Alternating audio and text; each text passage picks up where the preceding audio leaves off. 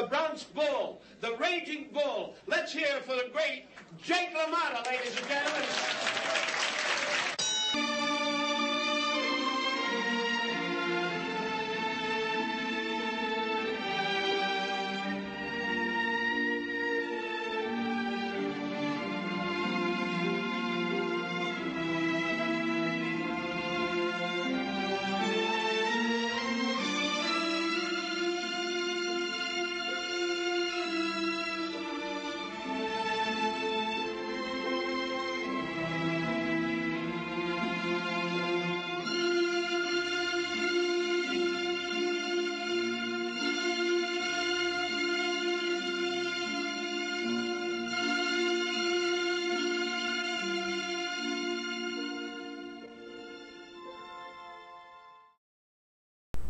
This is my review for Raging Bull, released in 1980.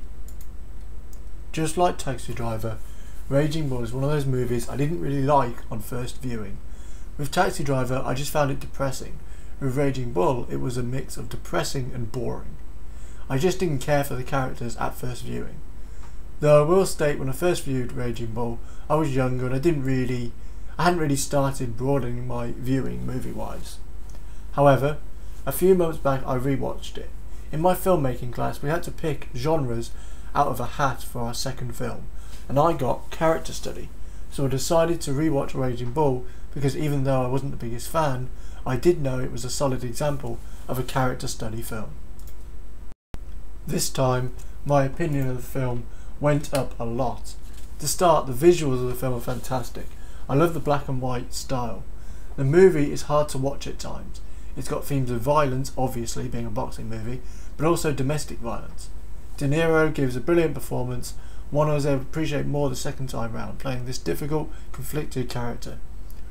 Also, mention has to go to Joe Pesci, who plays De Niro's brother in the film. One thing that stuck out to me a lot this time around was during the fight scenes. It really brings you into the fight. The sound mixing was outstanding. For example, they would mix sounds of tigers growling to represent a boxer breathing, or a sound of an elephant when a punch is thrown. A brilliant move that really adds a raw, gritty feel to the fights. My favourite scenes are the ones where Jake LaMotta becomes more and more paranoid about his brother's friendship with Jake's wife, and his general paranoia and possessive nature of his wife, and of course the fight scenes.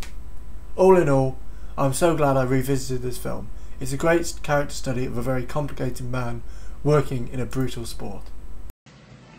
Forget about it. Joey, I want you to hit me in the face. Go ahead.